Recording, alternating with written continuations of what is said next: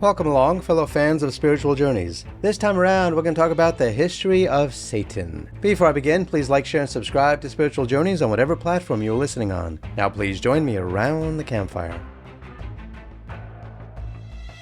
The story of Satan, also known as Lucifer, the devil, or the adversary, is one of the most complex and multifaceted narratives in religious history, spanning various cultures, religions, and periods. The name Satan itself means adversary or accuser in Hebrew, reflecting his role as an opponent to God's will.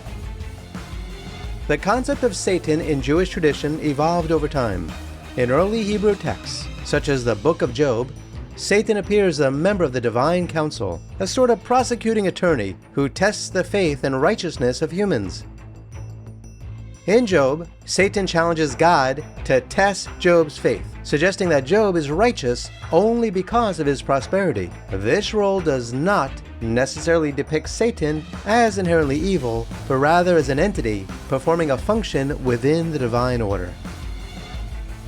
The character of Satan takes on a more sinister and rebellious nature in Christian theology. This shift is heavily influenced by the story of Lucifer's fall, a narrative pieced together from various biblical texts.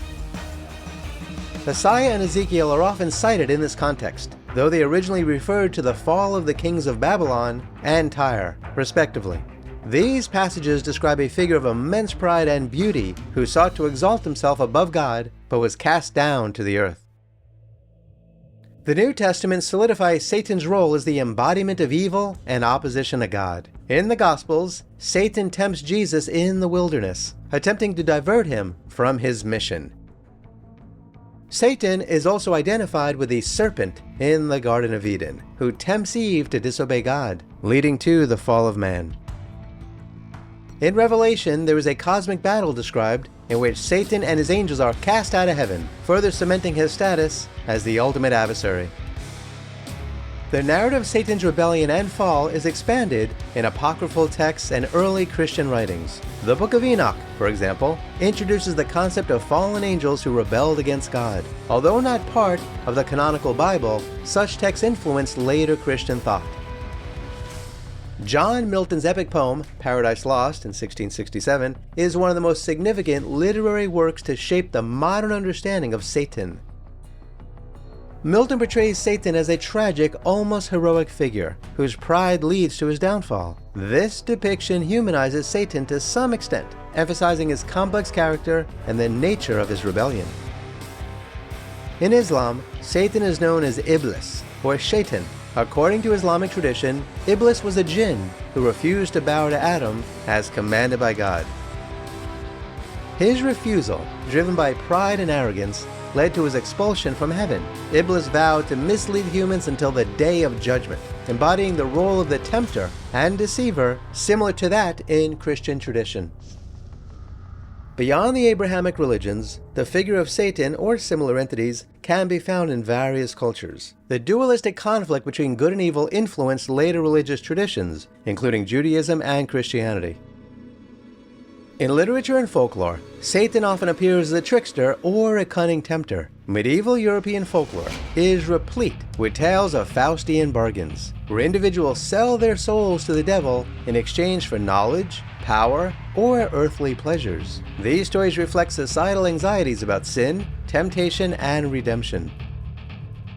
In contemporary culture, the image of Satan has evolved further. Some modern interpretations, particularly in literature, film, and music, portray Satan as a symbol of rebellion against authoritarianism or as an embodiment of human flaws and desires. This more nuanced portrayal often explores themes of freedom, individuality, and the nature of evil. Satanism, a religious or philosophical belief system that venerates Satan, emerged in the modern era. The most well-known form was founded by Anton LaVey in the 1960s, but does not worship Satan as a deity, but rather uses him as a symbol of individualism and self-indulgence. This form of Satanism is atheistic, emphasizing personal freedom and the rejection of traditional religious and moral norms.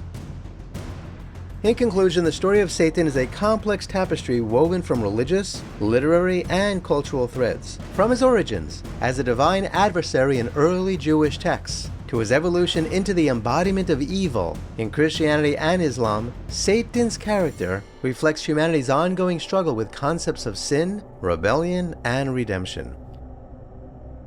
Whether seen as a literary being or a symbolic figure, Satan continues to captivate and provoke thought, embodying the eternal conflict between good and evil that lies at the heart of the human experience.